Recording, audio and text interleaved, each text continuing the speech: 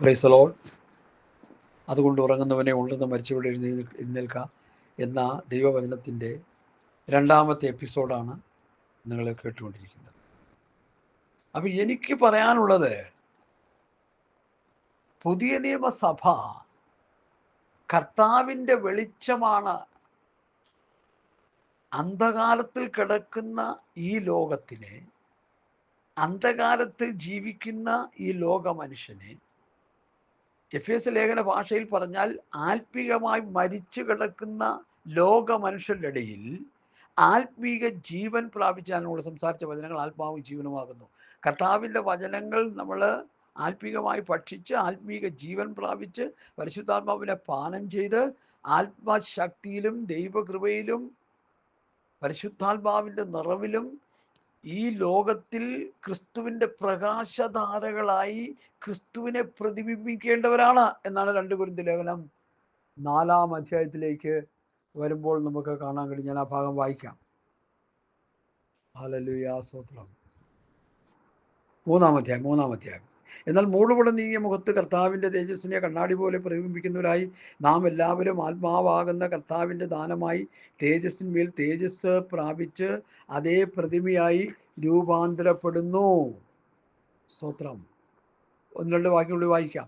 ദൈവപ്രതിമയായ ക്രിസ്തുയേശുവിൻ്റെ തേജസ്സുള്ള സുവിശേഷത്തിൻ്റെ പ്രകാശനം ശോഭിക്കാതിരിപ്പാൻ ഈ ലോകത്തിലെ ദൈവം അവിശ്വാസികളുടെ മനസ്സ് കുരുടാക്കി. ഞങ്ങളെ തന്നെയല്ല, ക്രിസ്തുവിനെ കർത്താവെന്നും ഞങ്ങളെയോ സ്തോത്രം യേശു നിമിത്തം നിങ്ങളുടെ ദാസന്മാർ എന്നും അത്രേ ഞങ്ങൾ പ്രസംഗിക്കുന്നത്. ഇരുട്ടിൽ നിന്ന് വെളിച്ചം പ്രകാശിക്കണമെന്ന് അരുളി ചെയ്ത ദൈവം യേശുക്രിസ്തുവിൻ്റെ മുഖത്തിലുള്ള ദൈവതേജസ്സിൻ്റെ പരിജ്ഞാനം വിളങ്ങേണ്ടതിന് ഞങ്ങളുടെ ഹൃദയങ്ങളിൽ പ്രകാശിച്ചിരിക്കുന്നു. ചന്ദ്രനിൽ നിന്ന്, സൂര്യനിൽ നിന്ന് ചന്ദ്രൻ വെളിച്ചം സ്വീകരിച്ച് ചന്ദ്രൻ പ്രകാശം കൊടുക്കുന്നത് പോലെ ക്രിസ്തുവിൽ നിന്നുള്ള ആത്മീക വെളിച്ചം നമ്മളിലേക്ക് പകരപ്പെട്ട് നമ്മൾ ആ വെളിച്ചത്തിൻ്റെ ധാരകളായി അന്ധകാരത്തിൽ കിടക്കുന്ന ഈ ലോകത്തിന് വെളിച്ചം വരുത്തി കൊടുക്കുന്നവരായി തീരാൻ ദൈവം നമ്മെക്കുറിച്ച് ആഗ്രഹിക്കുന്നു. മുമ്പ് നമ്മൾ ഇരുളായിരുന്നു, ഇപ്പോൾ കർത്താവിൽ വെളിച്ചമാകുന്നു. വെളിച്ചമായി സ്ഥിതിക്ക് കർത്താവിന് പ്രസാദമായത് എന്തെന്ന് പരിശോധിച്ചുകൊണ്ട് വെളിച്ചത്തിലുള്ളവരായി നടന്നുകൊള്ളുവീൻ. Hallelujah, hallelujah. ചിന്തിക്കുക ദൈവമക്കളെ. സ്തോത്രം. ദൈവവചനത്തിൻ്റെ ഈ മാറ്റമില്ലാത്ത സത്യങ്ങൾ നമ്മളൊന്ന് മനസ്സിലാക്കണമേ പ്രിയമുള്ളവരെ. വചനത്തിൻ്റെ വ്യവസ്ഥ എന്താണെന്ന് നമ്മളൊന്ന് മനസ്സിലാക്കണമേ. അപ്പോസ്തലന്മാർ പഠിപ്പിച്ച ഉപദേശത്തിൻ്റെ ആ ആഴങ്ങൾ എന്താണെന്ന് ഇന്ന് രാത്രി പരിശുദ്ധാത്മാവ് നമുക്ക് മറന്നീക്കി തരികയാണ്. ഇരുളിൽ കിടന്ന നമ്മൾ വെളിച്ചമുള്ളവരായി തീരണം. ആത്മീക അന്ധതയിൽ കിടക്കുന്ന, രാഷ്ട്രീയത്തിൽ കിടക്കുന്നവർക്ക് നമ്മളിലുള്ള വെളിച്ചം പകർന്നു കൊടുക്കണം മറ്റുള്ളവർക്ക്. ഹല്ലേലൂയ, സ്തോത്രം, സ്തോത്രം, സ്തോത്രം, സ്തോത്രം, സ്തോത്രം, സ്തോത്രം. Price the Lord. Hallelujah, hallelujah. വാത്സല്യ ദൈവമക്കളെ, ഈ വചനത്തിൻ്റെ വെളിപ്പാട് ഇന്ന് രാത്രി ഞാൻ ദൈവസന്നിധിയിൽ പ്രാർത്ഥിച്ച് ദൈവമക്കളാകുന്ന നിങ്ങളുടെ മുൻപിൽ പറയുന്നതിൻ്റെ താല്പര്യം, ദൈവവചനത്തിൻ്റെ വ്യവസ്ഥ വിട്ടാണ് ഇന്ന് ദൈവസഭ പോയിക്കൊണ്ടിരിക്കുന്നത്. ഞാൻ നേരത്തെ പറഞ്ഞതൊന്നും കൂടി സൂചിപ്പിക്കുക. 3.5 വർഷം കൂടെ കൊണ്ട് നടന്ന് ശിഷ്യന്മാരെ ദൈവവചനം പഠിപ്പിച്ചു. ആദ്യം കർത്താവ് പറഞ്ഞു, ഞാൻ ലോകത്തിൻ്റെ വെളിച്ചമെന്ന് പറഞ്ഞു. അത് കഴിഞ്ഞ ശേഷം പിന്നെ നിങ്ങൾ ലോകത്തിൻ്റെ വെളിച്ചം, ഇനി നിങ്ങളാണ് ലോകത്തിൻ്റെ വെളിച്ചം. ഈ ലോകത്തെ ആത്മീയമായി പ്രകാശിപ്പിച്ചുകൊണ്ടിരുന്ന കർത്താവ് ഈ ലോകത്തിൽ നിന്ന് പോയിക്കഴിഞ്ഞപ്പോൾ ആരായി മാറി? അല്ല, ലോകം ഏതവസ്ഥയിലേക്ക് പോയി? ഇരുളിലേക്ക് പോയി. വെളിച്ചമായ കർത്താവ് സ്വർഗത്തിലേക്ക് കരേറി പോയി കഴിഞ്ഞപ്പോൾ ഈ ഭൂമിയിൽ വെളിച്ചമായി നിൽക്കേണ്ടത് പുതിയ നിയമസഭയാ, കർത്താവിൻ്റെ ശിഷ്യഗണങ്ങളാ. അത് ഒരർത്ഥത്തിൽ പറഞ്ഞാൽ കർത്താവിൻ്റെ ശിഷ്യന്മാർ വെളിച്ചമായിട്ട് തന്നെ ഇവിടെ ശോഭിച്ചു, ആത്മീക വെളിച്ചം പരത്തി. 12 ശിഷ്യന്മാർ പോയ സ്ഥലങ്ങളിലെല്ലാം ആത്മീക ജീവൻ വെളിപ്പെട്ടു. ഈ വെളിച്ചം, ആത്മീക വെളിച്ചം പ്രകാശിച്ചു. ഈ ആ വെളിച്ചം കണ്ടുകൊണ്ട് അനേക പ്രാണികൾ ഈ വെളിച്ചത്തിലേക്ക് ആകർഷിക്കപ്പെട്ടു. അങ്ങനെ പുതിയ നിയമസഭ ശക്തിയോടെ പ്രകാശം പരത്തുന്നവരായി തീർന്നു. അനേക പാപികൾ മാനസാന്തരപ്പെട്ടു. അനേക രോഗികൾ സൗഖ്യമായി, അനേക ഭൂതാത്മാക്കൾ വിട്ടുപോയി. ദൈവത്തിന്റെ മഹത്വം ജനം കണ്ടു, ലോകം കണ്ടു. ആത്മീയ അന്ധതയിൽ കിടന്ന അനേകര് വെളിച്ചത്തിലേക്ക് വരാനിടയായി, ക്രിസ്തുവിന്റെ പ്രകാശധാരകളായി മാറി. എഫേസ്യലേഖനത്തിൽ നമ്മൾ വായിച്ച കുറുവാക്യം, അതുകൊണ്ട് ഉറങ്ങുന്നവനെ ഉണർന്ന് മരിച്ചവരുടെ എഴുന്നേൽക്കുക, എന്നാൽ ക്രിസ്തു നിന്റെ മേൽ പ്രകാശിക്കും. കർത്താവ് നമ്മളിൽ പ്രകാശിക്കുന്നില്ല, കർത്താവിന്റെ വെളിച്ചം നമ്മളിൽ ഇല്ല. ജഡമാണ് ലോകം കാണുന്നത്. നമ്മുടെ വഴക്കും വക്കാണവും ബഹളവുമാണ് ലോകം കണ്ടുകൊണ്ടിരിക്കുന്നത്. ഹല്ലേലൂയ. ഞാൻ മുമ്പ് ഒരു വചനം പറഞ്ഞത് നിങ്ങൾ കേട്ടു എന്ന് വിശ്വസിക്കുന്നു. ലവോദിക്ക സഭയുടെ അനുഭവം വചനത്തിലൂടെ ഞാൻ പറഞ്ഞത് നിങ്ങൾ എത്ര പേര് ശ്രദ്ധിച്ചു എനിക്കറിയത്തില്ല. ആത്മീക കുരുടന്മാരും ആത്മീക ദരിദ്രന്മാരും ആത്മീക നഗ്നന്മാരുമായി ഇന്ന് പുതിയ നിയമസഭ മാറിയിരിക്കുക. ഈ അവസ്ഥയിൽ നിന്ന് വ്യത്യാസത്തിലേക്ക് വരാനാണ് ഈ സന്ദേശം ഇന്ന് രാത്രി ഞാൻ ദൈവസന്നിധിയിൽ പ്രാർത്ഥിച്ച് പറയുന്നത്. ഇരുട്ടിന്റെ അനുഭവങ്ങളിൽ നമ്മൾ ഇന്ന് മാറിപ്പോകണം, നമ്മൾ വെളിച്ചത്തിന്റെ മക്കളാകണം. സ്തോത്രം. യോഹന്നാന്റെ 1-ാം ലേഖനം അതിന്റെ 1-ാം അധ്യായത്തിലെ ചില വാക്യങ്ങൾ ദൈവത്തിന്റെ ആത്മാവിന്റെ ഹൃദയത്തിൽ പ്രകാശിപ്പിക്കുന്നു. അത് ഞാൻ നിങ്ങളോട് വായിച്ച് കേൾപ്പിക്കാൻ ഞാൻ കർത്താവിൽ ശരണപ്പെടുകയാണ്. യോഹന്നാന്റെ 1-ാം ലേഖനം. സ്തോത്രം. പ്രിയമുള്ളവരെ, പുതിയൊരു കൽപ്പനയല്ല, ആദ്യം മുതൽ നിങ്ങൾക്കുണ്ടായ പഴയ കൽപ്പന എത്രയും ഞാൻ നിങ്ങൾക്ക് എഴുതുന്നത്. ആ പഴയ കൽപ്പന നിങ്ങൾ കേട്ട വചനം തന്നെ. പുതിയൊരു കൽപ്പന ഞാൻ നിങ്ങൾക്ക് എഴുതുന്നു എന്ന് പറയാം. അത് അവനിലും നിങ്ങളിലും സത്യമായിരിക്കുന്നു. ഇരുട്ട് നീങ്ങിപ്പോകുന്നു, സത്യവെളിച്ചം ഇതാ പ്രകാശിക്കുന്നു. വെളിച്ചത്തിൽ ഇരിക്കുന്നു എന്ന് പറയുകയും സഹോദരനെ പായിക്കുകയും ചെയ്യുന്നവൻ ഇന്നയോളം ഇരുട്ടിലിരിക്കുന്നു. അല്ല, ഈ വിഷയം നമ്മൾ ഒന്ന് ശരിക്കും മനസ്സിലാക്കണേ. വെളിച്ചത്തിൽ ഇരിക്കുന്നു എന്ന് പറയുകയും സഹോദരനെ പയിക്കുകയും ചെയ്യുന്നവൻ എന്ത് ചെയ്യുന്നു? ഇരുട്ടിലിരിക്കുക. സഹോദരനെ സ്നേഹിക്കുന്നവൻ വെളിച്ചത്തിൽ വസിക്കുന്നു, ഇടർച്ചയ്ക്ക് അവരിൽ കാരണമില്ല. സഹോദരനെ പായിക്കുന്നവനോ ഇരുളിൽ വസിക്കുന്നു.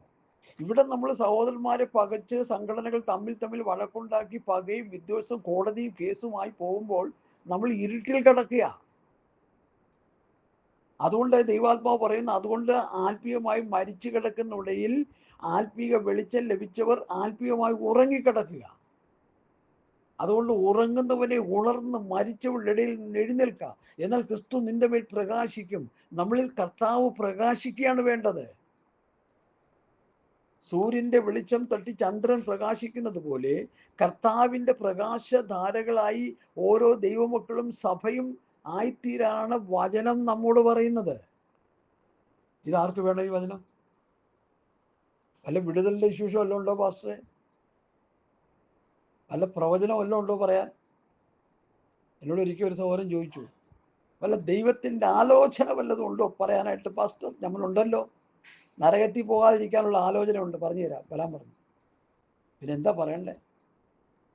പൗലൂസ് പറഞ്ഞു, ദൈവത്തിന്റെ ആലോചന ഒട്ടും മറച്ചു വയ്ക്കാതെ മുഴുവനും അറിയിച്ചു തന്നിരിക്കുന്നു.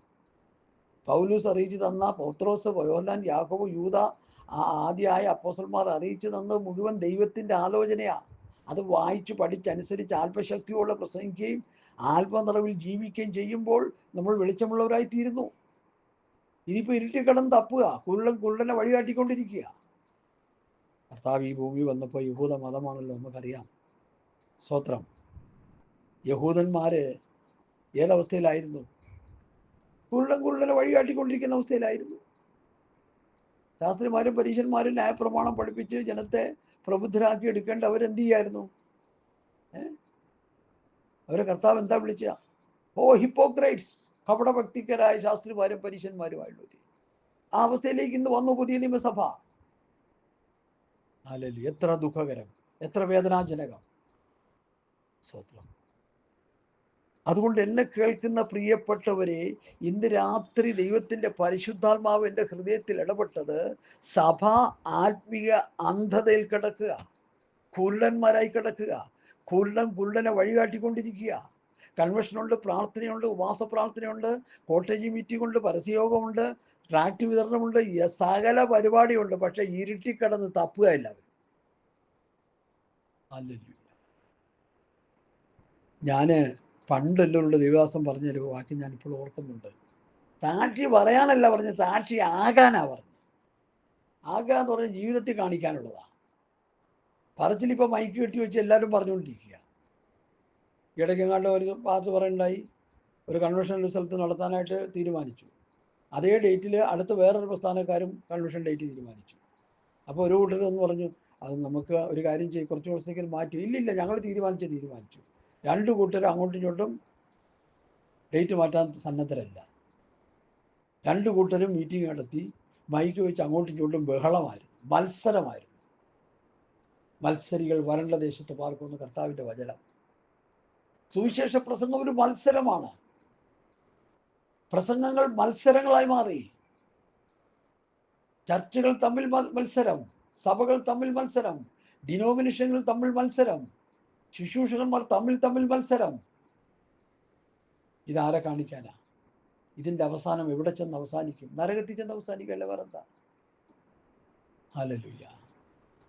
ദൈവസ്നേഹം എന്നുള്ളൊരു കൺസെപ്റ്റ് നമ്മളിൽ നിന്ന് പോയാൽ നമ്മൾ തീർന്നു. തൻ്റെ ഏകജാതനായ പുത്രൻ വിശ്വസിക്കുന്ന ഇവനും നശിപ്പോകാതെ നിത്യജീവൻ പ്രാപിക്കണേ ദൈവം അവനെ നൽകാൻ കൊണ്ട് ലോകത്തെ സ്നേഹിച്ചു. കർത്താവ് നമ്മെ സ്നേഹിച്ചു. ദൈവത്തിൻ്റെ സ്നേഹം ആ 1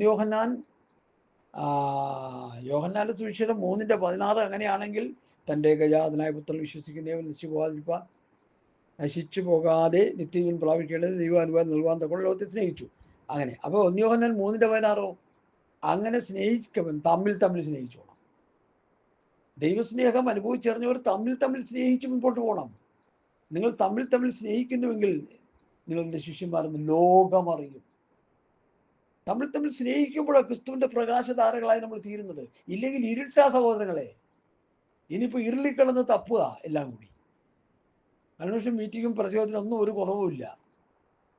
എന്നാലൊരു സഹോദരൻ പ്രസംഗിക്കാൻ വന്നപ്പോൾ ഒരു സെൻറ്റർ ഒരു ഉത്തരവിട്ടെന്ന് ആ സഹോദരനെ വിളിച്ച് പ്രസംഗിപ്പിക്കരുത്. ആ സഹോദരൻ ഒരു ഇതര മാർഗത്തിൽ രക്ഷിക്കപ്പെട്ട് വന്നൊരു പാസ്റ്റർ ആയതുകൊണ്ട് അദ്ദേഹത്തിനോട് പ്രസംഗിക്കേണ്ട, നമ്മളുടെ ഇടയിൽ പാസ്റ്റർമാരുണ്ടല്ലോ എന്ന്. അപ്പോൾ ഒരുത്തനെ ചേർത്ത് പിടിക്കേണ്ടതിന് വരും അവനെ കരിവാരി തേക്കുക, എന്നിട്ട് പ്രസംഗിക്കുക. ആര് കേൾക്കാൻ? എൻ്റെ ദൈവമേ, ഞങ്ങളെ ദൈവവചനം പഠിപ്പിച്ച ദേവദാസൻ ഇങ്ങനെ ഒരു പറച്ചിൽ കണ്ട് ഞാനത് കേട്ട് പഠിച്ചു. നിങ്ങൾ ആദ്യം നിങ്ങളുടെ വീട്ടിൽ അലമാരയുടെ മുമ്പിൽ നിന്നങ്ങോട്ട് പ്രസംഗിക്കും. നിങ്ങളോട് അലമാര ഉണ്ടെങ്കിൽ അലമാരയുടെ മുമ്പിൽ നിന്നുകൊണ്ട് നിന്നോട് തന്നെ നീ പ്രസംഗിച്ച് നീ നന്നായി കഴിഞ്ഞിട്ട് നീ ലോകത്തോട് പ്രസംഗിച്ചാൽ മതി എന്ന് പറഞ്ഞ ഈ മേലാളന്മാരോട് എനിക്ക് പറയാനുള്ളത്, നിങ്ങളോട് പ്രസംഗിക്കുക, നിങ്ങൾ നന്നാകുക, എന്നിട്ട് മറ്റുള്ളവരോട് പ്രസംഗിച്ചാൽ മതി. Hallelujah, hallelujah. അതുകൊണ്ട് ഉറങ്ങുന്നവനെ ഉണർന്ന് മരിച്ചവരുടെ എഴുന്നേൽക്കുക, എന്നാൽ ക്രിസ്തു നിന്റെ മേൽ പ്രകാശിക്കും എന്ന് തിരുവെടുത്ത് പറയുന്നു. ആത്മീയ ഉറക്കത്തിൽ കിടക്കുന്ന ക്രൈസ്തവ സമൂഹം സടകുടഞ്ഞെഴുന്നേൽക്കേണ്ട കാലം അതിക്രമിച്ചു പോയി. കർത്താവ് വരാറായി. സഭ ചേർക്കപ്പെടാൻ നേരമായി. നമ്മൾ വെളിച്ചത്തിൻ്റെ മക്കളാണോ ഇരുളിൻ്റെ മക്കളാണോ? ഹല്ലേലൂയ. ഇരുട്ട് സാത്താനെ പ്രതിനിധാനം ചെയ്യല്ലേ? ഇരുട്ട് സാത്താനെയല്ലേ കാണിക്കുന്നത്? വെളിച്ചം ക്രിസ്തുവിനെയല്ലേ, ദൈവത്തെയല്ലേ കാണിക്കുന്നത്? നമ്മൾ വെളിച്ചത്തിൻ്റെ മക്കളോ സാത്താൻ്റെ മക്കളോ? നമ്മൾ തമ്മിൽ വഴക്കുണ്ടാക്കി കേസ് കൊടുത്ത് കോടതി കയറുമ്പോൾ നമ്മൾ ഇരുട്ടിൻ്റെ മക്കളല്ലേ? Hallelujah, hallelujah, hallelujah. സ്തോത്രം, സ്തോത്രം, സ്തോത്രം. അപ്പോൾ എഫെസ്യ ലേഖനത്തിലെ ആ പ്രയോഗം ശ്രദ്ധിക്കണേ. മുമ്പ് നിങ്ങൾ ഇരുളായിരുന്നു, ഇപ്പോൾ കർത്താവിൽ വെളിച്ചമാകുന്നു, ഇനി കർത്താവിന് പ്രസാദമായി എന്തെന്ന് പരിശോധിച്ചുകൊണ്ട് വെളിച്ചത്തിലുള്ളവരായി നടന്നുകൊള്ളി. സകല സൽഗുണവും നീതിയും സത്യവുമല്ലോ വെളിച്ചത്തിന്റെ ഫലം. ഹല്ലേലൂയ. ഇരുട്ടിന്റെ നിഷ്ഫല പ്രവൃത്തികളിൽ കൂട്ടാളികളാകരുത്. അവ ശാസിക്കുക അത്രേ വേണ്ടത്. അവർ ഗൂഢമായി ചെയ്യുന്നത് പറവാൻ പോലും ലജ്ജയാകുന്നു. അവയെ ശാസിക്കുമ്പോഴോ സകലത്തെക്കുറിച്ചും വെളിച്ചത്താൽ ബോധം വരും. ബോധം വരുന്നതെല്ലാം വെളിച്ചം പോലെ തെളിവല്ലോ. ഇരുട്ടിന്റെ പ്രവൃത്തികൾ. കൺവെൻഷൻ നടത്തിയിട്ട് പന്തലുകാർക്ക് കാശ് കൊടുത്തില്ല. പന്തലുകാർ വന്ന് വഴക്കുണ്ടാക്കുക, കേസിന് പോവുക, കോടതി പോവുക. നിങ്ങൾക്ക് കാശ് കിട്ടിയില്ല. കാശ് ആരും ആമ്പിള്ളേർ അടിച്ചു മാറ്റി. ഞാൻ മുമ്പും പറഞ്ഞിട്ടുണ്ട്, ദൈവമക്കൾ ക്ഷമിക്കണേ.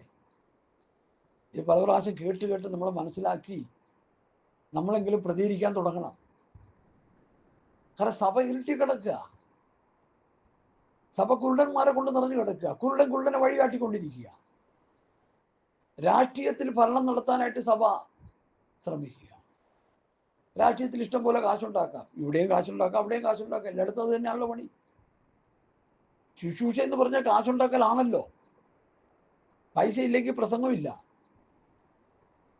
ഹല്ലേലൂയ. എൻ്റെ പ്രസംഗത്തിന് ഇത്ര തരണം, എനിക്ക് ഇത്ര തരണം, എനിക്ക് ഇത്ര തരണം, റേറ്റ് പറഞ്ഞ് പ്രസംഗിക്കുന്ന മഹാന്മാരായ പ്രാസംഗികന്മാർ. അവരെ കുറിച്ച് പറയുന്നത് എന്താ? ദൈവം വരദാനമായിട്ട് തന്നിരിക്കുകയാണ്. ഉപ്പിലിട്ട് വെച്ചോ വരദാനമായിട്ട് തന്നെങ്കിൽ ചീത്താകണ്ട. ഹല്ലേലൂയ, സ്തോത്രം സ്തോത്രം. അതുകൊണ്ട് ഉറങ്ങുന്നവനെ ഉണർന്ന്, ആത്മീക വെളിച്ചം ലഭിച്ചവർ, ആത്മീക ജീവൻ ലഭിച്ചവർ, ആത്മീകമായി മരിച്ചു കിടക്കുന്ന ലോക മനുഷ്യരുടെ ഇടയിൽ കിടന്ന് അവർ ഉറങ്ങുകയാണ്. ആത്മീകമായി ജീവൻ നഷ്ടപ്പെട്ട അവസ്ഥയിൽ അവർ കിടക്കുകയാണ്. ഒരു കാലത്ത് ആത്മീക ജീവൻ ഉണ്ടായിരുന്നവർ. ഞാൻ ഓർക്കുന്നു, പെന്തക്കോസ്ത് പ്രസ്ഥാനത്തിൻ്റെ തലപ്പത്ത് അനേക വിശുദ്ധന്മാർ ശക്തിയോടെ എഴുന്നേറ്റ് മുമ്പോട്ട് വന്ന കാലഘട്ടം. അവരിൽ പലരും ഇരുട്ടിൻ്റെ പ്രവൃത്തികളിലേക്ക് പോയി, ഇരുട്ടിൻ്റെ അനുഭവത്തിലേക്ക് പോയി, ഈ ലോകത്തിൻ്റെ ഭൗതികത്തിലേക്കും ഈ ലോകത്തിൻ്റെ സമ്പന്നമായ അവസ്ഥയിലേക്കും അവർ പോയ നിമിത്തം അവരുള്ള ഒരു ആത്മീയ വെളിച്ചം കെട്ടുപോയി. അവർ ഇരുട്ടിൻ്റെ വക്താക്കളായി മാറി. അവർ നിമിത്തം സത്യമാർഗം ദുഷിക്കപ്പെടുന്ന അവസ്ഥയിലേക്ക് മാറി. ഇന്ന് ആ അവസ്ഥയിൽ സഭ കിടക്കുകയാണെന്ന് പറയുമ്പോൾ ലജ്ജയോടെയാണ് ഞാൻ ഓർക്കുന്നത്. എന്നെ കേൾക്കുന്ന പ്രിയപ്പെട്ടവരെ, സത്യത്തിന് വെളിച്ചത്തിന് ഫലമുണ്ട്. ദൈവത്തിൻ്റെ നീതി, സത്യം, വെളിച്ചം, സത്യവുമല്ലോ വെളിച്ചത്തിൻ്റെ ഫലം. സകല സൽഗുണവും നീതിയും സത്യവുമല്ലോ വെളിച്ചത്തിൻ്റെ ഫലം. മറ്റുള്ളവർക്ക് ഗുണം ചെയ്യുക, സൽഗുണപൂർത്തിയുള്ളവനായിരിക്കുക. എൻ്റെ പിതാവ് സൽഗുണപൂർത്തനായിരിക്കുന്ന പോലെ നിങ്ങളും സൽഗുണപൂർത്തിയുള്ളവരാകുവില്ലെന്ന് കർത്താവ് പറഞ്ഞു. ആ ഭാഗം വേണമെങ്കിൽ മത്തായിയുടെ സുവിശേഷത്തിലൂടെ ഒന്ന് ധ്യാനിക്കുന്നതിൽ തെറ്റില്ല എന്നാണ്. ഈ സൽഗുണൻ ആരാണെന്നുള്ളത് നമുക്കൊന്ന് മനസ്സിലാക്കിയിരിക്കുന്നത് നല്ലത്. പലർക്കും അത് അതിൻ്റെ അർത്ഥം അറിയത്തില്ല. എന്തായി സൽഗുണൻ എന്ന് പറഞ്ഞാൽ, ഞാനത് ഒരല്പം ധ്യാനിച്ചത് കൊണ്ട് മാത്രമാണ് ഞാനത് നിങ്ങൾക്ക് പകർന്നു തരാനായിട്ട് കർത്താവിൽ ശരണപ്പെടുന്നത്. സ്തോത്രം. നിങ്ങളുടെ സ്വർഗീയ പിതാവ് സൽഗുണപൂർണ്ണരായിരിക്കുന്ന പോലെ നിങ്ങളും സൽഗുണപൂർണ്ണരാകുവിൻ എന്ന് കർത്താവ് ഒരു പ്രയോഗം പറഞ്ഞിട്ടുണ്ട് സുവിശേഷത്തിൽ. ഞാനത് നിങ്ങളെ ഒന്ന് വായിച്ച് കേൾപ്പിക്കാൻ താല്പര്യപ്പെടുക. സ്തോത്രം. Hallelujah, hallelujah. Price the Lord. സ്തോത്രം, സ്തോത്രം, സ്തോത്രം. കർത്താവിൻ്റെ വചനത്തിൻ്റെ ആ വെളിപ്പാടുകൾ നമ്മുടെ ഹൃദയത്തിൽ ആഴത്തിൽ പതിയണം ദൈവമക്കളെ.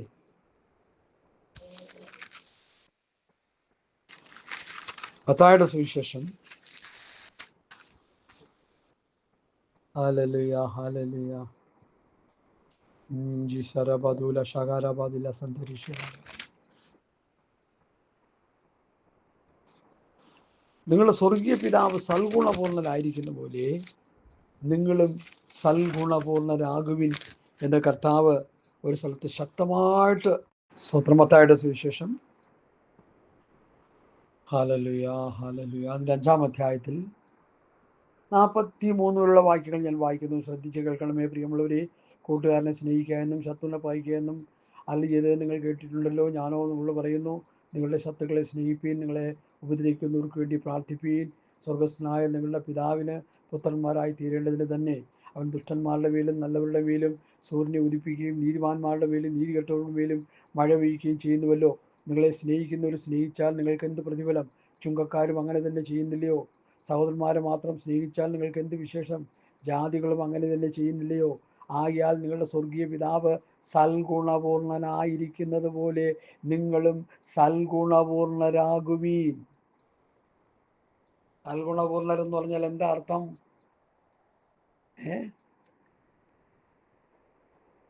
കൂട്ടുകാരനെ സ്നേഹിക്കുക, ശത്രുക്കളെ പായിക്കുക. നിങ്ങൾ അറിഞ്ഞത് കേട്ടിട്ടുണ്ടല്ലോ. ഞാനോ നിങ്ങളോട് പറയുന്നത്, ശത്രുക്കളെ സ്നേഹിക്കുക, അപ്പോഴാണ് സൽഗുണപൂർണനാകുന്നത്. ഉപദ്രവിക്കർക്ക് വേണ്ടി പ്രാർത്ഥിക്കുമ്പോഴാണ് സൽഗുണപൂർണരാകുന്നത്. ഹല്ലേലൂയ. സൽഗുണപൂർണനായ ദൈവത്തിൻ്റെ സ്വഭാവം എന്താ? അവൻ നല്ലവരുടെ മേലും ദുഷ്ടന്മാരുടെ മേലും മഞ്ഞും മഴയും പെയ്യിക്കുന്നു. സൂര്യനെ ഉദിപ്പിക്കുകയും നീതികെട്ടവരുടെ മേലും നീതിമാന്മാരുടെ മേലും മഴ പെയ്യുകയും ചെയ്യുന്നുവല്ലോ. നിങ്ങളെ സ്നേഹിക്കുന്നവരെ സ്നേഹിച്ചാൽ എന്ത് പ്രയോജനം? ചുങ്കക്കാരങ്ങനെ ചെയ്യുന്നില്ലയോ? സഹോദരന്മാരെ മാത്രം വന്ദനം പറഞ്ഞാൽ എന്ത് വിശേഷത? ജാതികൾ അങ്ങനെ ചെയ്യുന്നില്ലയോ? ആകയാൽ നിങ്ങളുടെ സ്വർഗീയ പിതാവ് സൽഗുണപൂർണനായിരിക്കുന്നത് പോലെ ശത്രുവിനെ സ്നേഹിക്കുന്നതാണ് സൽഗുണപൂർണൻ.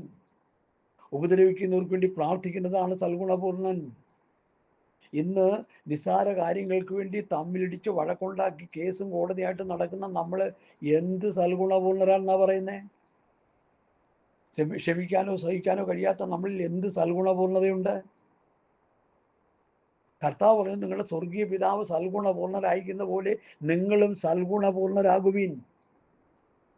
അത് ഈ ആത്മീയ വെളിച്ചം നമ്മളിൽ വന്നു കഴിയുമ്പോഴത് നടക്കത്തുള്ളൂ. ഇരുട്ടിൽ കിടക്കുന്നവർക്ക് എങ്ങനെ സൽഗുണപൂർണരാകാൻ കഴിയുന്നത്? ക്രിസ്തുവിൻ്റെ പ്രകാശധാരകളായി നമ്മൾ തീരുമ്പോഴാണ് നമ്മൾ സൽഗുണപൂർണരാകുന്നത്. ഹല്ലേലൂയ, സ്തോത്രം. നമ്മളിൽ ആത്മീയ പ്രകാശം ഉണ്ടാകണം. നമ്മളെ ആത്മീക ജീവൻ ഉണ്ടാകണം. ജീവൻ ഉണ്ടാകുവാൻ, സമൃദ്ധിയായ ജീവൻ ഉണ്ടാകാൻ അത്രയും ഞാൻ വന്നിരിക്കുന്നു. അതുകൊണ്ട് ഉറങ്ങുന്നവനെ ഉണർന്ന് മരിച്ചവരുടെ ഇടയിൽ നിന്ന് എഴുന്നേൽക്കാം, എന്നാൽ ക്രിസ്തു നിന്റെ മേൽ പ്രകാശിക്കും. ആത്മീകമായി മരിച്ചു കിടക്കുന്ന ലോക മനുഷ്യന്റെ ഇടയിൽ ആത്മീക ജീവൻ പ്രാപിച്ചവർ, ആത്മീക വെളിച്ചത്തിലേക്ക് വന്നവർ ഇരുട്ടിൻ്റെ അവസ്ഥയിൽ കിടന്ന് കൂർക്കം വലിച്ചുറങ്ങുകയാണ്. ഹല്ലേലൂയ. തന്നിമിത്തം നമ്മളിലൂടെ ക്രിസ്തുവിനെ ദർശിക്കാൻ കഴിയുന്നില്ല. ക്രിസ്തുവിൻ്റെ പ്രകാശധാര നമ്മളിലൂടെ, എന്നിലൂടെയും നിങ്ങളിലൂടെയും ജനം കാണുന്നില്ല. നമ്മളിലുള്ള ഇരുട്ടാണ് മറ്റുള്ളവർ കാണുന്നത്. നമ്മൾ എവിടെയെങ്കിലും ഒരു സുവിശേഷം പറയാനായിട്ട് ഒരു വീട്ടിലോട്ട് ചെന്നാൽ അവർ പറയണത് ഇങ്ങോട്ട് വരണ്ട, എൻ്റെ ദൈവത്തോർത്ത് ഇങ്ങോട്ട് വരണ്ട, നിങ്ങൾ വന്നാൽ ഞങ്ങളുടെ ഉള്ള സ്വസ്ഥത കൂടി പോകുന്ന അവർ പറയുന്നേ. കത്തോലിക്കരും മാർത്തോമക്കാരും ദീസക്കാരൊക്കെ പറയുന്ന അതാ. കാരണം നമ്മൾ ഒരു മാതൃകയില്ലാത്ത അവസ്ഥയിലായി മാറി. ഇന്നത്തെ പെന്തക്കോസ്ത് സമൂഹം ചീഞ്ഞ് നാറുന്ന അവസ്ഥ, ദുർഗന്ധം വമിക്കുന്ന അവസ്ഥ, ഇരുട്ടിന്റെ അവസ്ഥ, സാത്താന്റെ ബന്ധനത്തിൽ കുടുങ്ങിക്കിടക്കുകയാണ് പലരും. ക്രിസ്തുവിലുള്ള സ്വാതന്ത്ര്യം അവർക്ക് ലഭിക്കുന്നില്ല. ഹല്ലേലൂയ, സ്തോത്രം. അതുകൊണ്ട് എന്നെ കേൾക്കുന്ന പ്രിയപ്പെട്ടവരെ, നമ്മളിൽ ആത്മീയ വെളിച്ചമുണ്ടാകാനാണ് കർത്താവ് നമ്മളെക്കുറിച്ച് ആഗ്രഹിക്കുന്നത്. ക്രിസ്തു നമ്മളിൽ പ്രകാശിക്കണം. അതുകൊണ്ട് ഉറങ്ങുന്നവനെ ഉള്ളെന്ന് മരിച്ചവരുടെ എഴുന്നേൽക്കാം, എന്നാൽ ക്രിസ്തു നിന്റെ മേൽ പ്രകാശിക്കും. കർത്താവ് നമ്മിൽ പ്രകാശിക്കണം. ക്രിസ്തുവിൻ്റെ പ്രകാശധാരകളായി നമ്മൾ മാറണം. ഞാൻ ലോകത്തിൻ്റെ വെളിച്ചമെന്ന് കർത്താവ് സ്വയം പറഞ്ഞു. അത് കഴിഞ്ഞ് നിങ്ങൾ ലോകത്തിൻ്റെ വെളിച്ചമെന്ന് പറഞ്ഞു. നമ്മളിലുള്ള വെളിച്ചം മറ്റുള്ളവർ കാണണം. നിങ്ങൾ ഭൂമിയുടെ ഉപ്പാകുന്നു. കർത്താവ് പറഞ്ഞല്ലേ, നിങ്ങൾ ഭൂമിയുടെ ഉപ്പാകുന്നു, നിങ്ങൾ ലോകത്തിൻ്റെ വെളിച്ചമാകുന്നു. ആ വെളിച്ചം എന്നുള്ള വിഷയം മത്തായി 5 ഒന്നുകൂടി വിശദമാക്കാനായിട്ട് കർത്താവ് ശരണപ്പെടില്ല. എത്ര ലളിതമായിട്ട് കർത്താവ് പറഞ്ഞിരിക്കുന്ന കാര്യം. നിങ്ങൾ ഭൂമിയുടെ ഉപ്പാകുന്നു. മത്തായി 5:13. ഉപ്പ് കാരമില്ലാതെ പോയാൽ അതിനെ എന്തൊന്നും ഉള്ള രസം വരുത്താം, പുറത്ത് കളഞ്ഞിട്ട് അതിനെ ചവിട്ടുവാനല്ലാതെ മറ്റൊന്നിനും കൊള്ളുന്നില്ല. നിങ്ങൾ ലോകത്തിൻ്റെ വെളിച്ചമാകുന്നു. മലമേലിരിക്കുന്ന പട്ടണം മറിഞ്ഞിരിപ്പാൻ പാടില്ല. വിളക്ക് കത്തിച്ച് പറയും കീഴല്ല വെക്കേണ്ടത്, തണ്ടിന്മേലത്രേ. അപ്പോൾ അത് വീട്ടിലുള്ള എല്ലാവർക്കും പ്രകാശിക്കുന്നു. അങ്ങനെ തന്നെ മനുഷ്യർ നിങ്ങളുടെ നല്ല പ്രവൃത്തികളെ കണ്ടോ.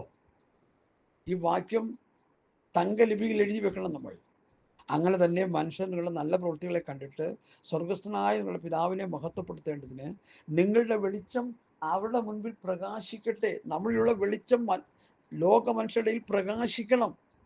അത് വെളിച്ചം സ്വഭാവ ഗുണങ്ങളായിട്ട് പ്രകാശിക്കണം.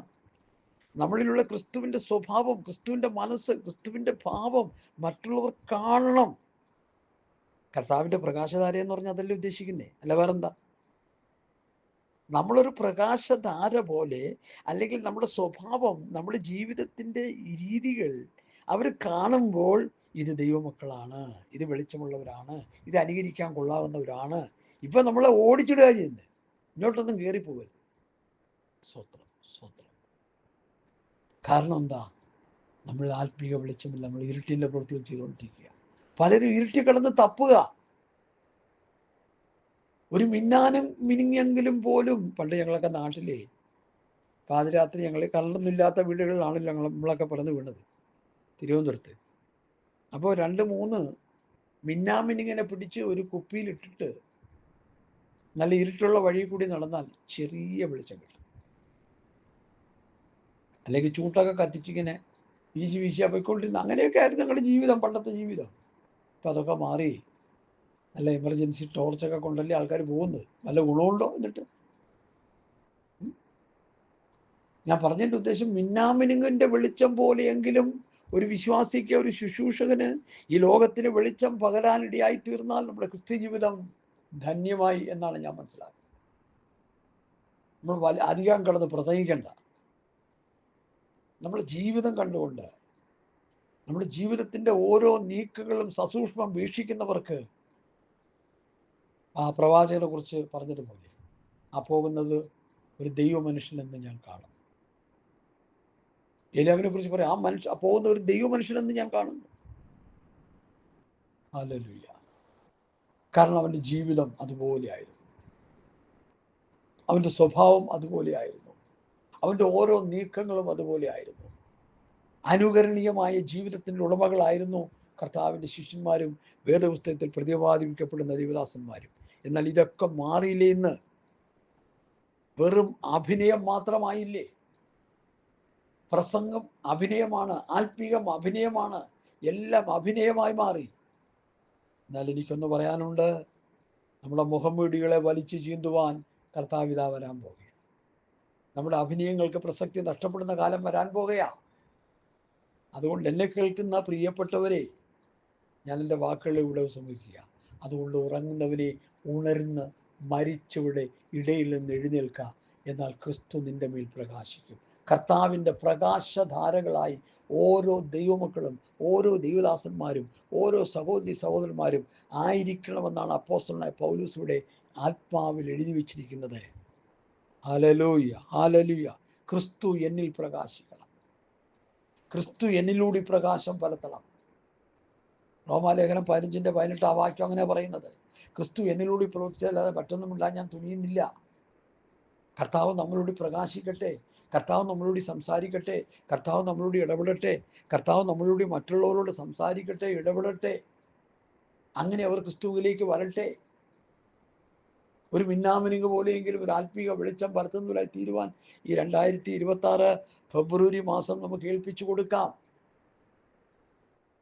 ക്രിസ്തുവിന് വേണ്ടി ലോകം ഒരുങ്ങിക്കൊണ്ടിരിക്കുന്നു. അധർമ്മത്തിന്റെ മർമ്മം ഇപ്പോഴേ വ്യാപരിക്കുന്നുള്ള. തടുക്കുന്നവൻ വഴിയിൽ നിന്ന് നീങ്ങിപ്പോക മാത്രം വേണം, അപ്പോൾ അധർമ്മമൂർത്തി വെളിപ്പെട്ടു വരും. ഹല്ലേലൂയ. ക്രിസ്തുവിന് വേണ്ടി ലോകം ഒരുങ്ങിക്കഴിഞ്ഞു. കർത്താവിൻ്റെ വരവിന് വേണ്ടി ഞാനും നിങ്ങൾ ഒരുങ്ങുന്നുണ്ടോ? 15ഓളം ഒത്തിരാഷ്ട്രസന്മാരുടെ സംഘടനകൾ ക്രിസ്തുവിനെ രംഗത്ത് കൊണ്ടുവരുവാൻ അക്ഷാന്ത പരിശ്രമം നടത്തിക്കൊണ്ടിരിക്കുന്നു എന്നാണ് റിപ്പോർട്ടുകളിലൂടെ നമുക്ക് പഠിക്കാൻ കഴിയും. 15ഓളം സംഘടനകൾ. ഹല്ലേലൂയ. ക്രിസ്തുവിനെ രംഗത്ത് കൊണ്ടുവരുവാൻ അതിൻ്റെ സകല അണിയറ നീക്കങ്ങളും ശക്തിയോടെ നടന്നുകൊണ്ടിരിക്കുക. ദൈവസഭ മാറ്റപ്പെട്ടു കഴിഞ്ഞാൽ ക്രിസ്തുവിൻ്റെ കിരാത ഭരണം, നിയമത്തെ കഠിനമാക്കുന്ന ഭരണം, ജനത്തെ കൊന്നൊടുക്കുന്ന ഭരണം. ഹല്ലേലൂയ. വെളിപ്പാട് പുസ്തകം വായിച്ചു പഠിക്കുമ്പോൾ നമുക്ക് കാണാൻ കഴിയും. കൈവിടപ്പെട്ടു പോയവർ ക്രിസ്തുവിൻ്റെ കിരാത ഭരണത്തിൻ്റെ കീഴിൽ ഞെരിഞ്ഞമരുമ്പോൾ, എന്നെ കേൾക്കുന്ന പ്രിയപ്പെട്ടവരെ, ഈ വചനം കേൾക്കുന്ന നിങ്ങൾ ആരും, ഈ പറഞ്ഞുകൊണ്ടിരിക്കുന്ന ഞാനും, നമുക്ക് ആ ഗതികെട്ട അവസ്ഥ ഉണ്ടാകരുത്. കർത്താവിൻ്റെ വരവിൽ ഈയാമ്പാറ്റുകളെ പോലെ നമ്മളിവിടെ ഈ ഭൂമിയിൽ നിന്ന് പറന്നു പോകണം. ഇവിടെ കയറി വരുവിനെന്ന് ശബ്ദം കേൾക്കുമ്പോൾ, കാഹള ശബ്ദം മുഴങ്ങുമ്പോൾ ഈയാമ്പാറ്റുകളെ പോലെ പറന്ന് നിത്യതയിൽ പോയി കർത്താവിൻ്റെ സന്നിധിയിലായിരിക്കാൻ ഈ വചനത്തിന് മുമ്പാകെ നമുക്ക് നമ്മെ തന്നെ സമർപ്പിക്കാം. അതുകൊണ്ട് ഉറങ്ങുന്നവനെ ഉണർന്ന് മരിച്ചവരുടെ ഇടയിൽ എഴുന്നേൽക്കുക, എന്നാൽ ക്രിസ്തു നിന്റെ മേൽ പ്രകാശിക്കും. കർത്താവിൻ്റെ പ്രകാശധാരകളായി കർത്താവിൽ നിന്ന് വെളിച്ചം പ്രകാശിച്ചതുപോലെ കർത്താവിൻ്റെ മക്കളാകുന്ന നമ്മളിൽ നിന്നും ഈ ആത്മീക വെളിച്ചം പ്രകാശിച്ച് ആത്മീക അന്ധതയിൽ കിടക്കുന്നവർ, ആത്മീകമായി മരിച്ചു കിടക്കുന്നവർ ക്രിസ്തുവിൻ്റെ പ്രകാശധാരകളായി നിത്യതയിൽ അവരും കാണപ്പെടുവാൻ, നമ്മൾ ഒരു മുഖാന്തരമായി തീരുവാൻ ഈ വചനത്തിൻ്റെ മുൻപാകെ നമുക്ക് നമ്മെ തന്നെ ഒന്ന് സമർപ്പിച്ചു കൊടുക്കാം. Hallelujah, hallelujah. അതുകൊണ്ട് ഉറങ്ങുന്നവനെ ഉണർന്ന് മരിച്ചവരുടെ എഴുന്നേൽക്കാം, എന്നാൽ ക്രിസ്തു നിന്റെ മേൽ പ്രകാശം. വചനങ്ങളാൽ കർത്താവ് നമ്മെ അനുഗ്രഹിക്കട്ടെ.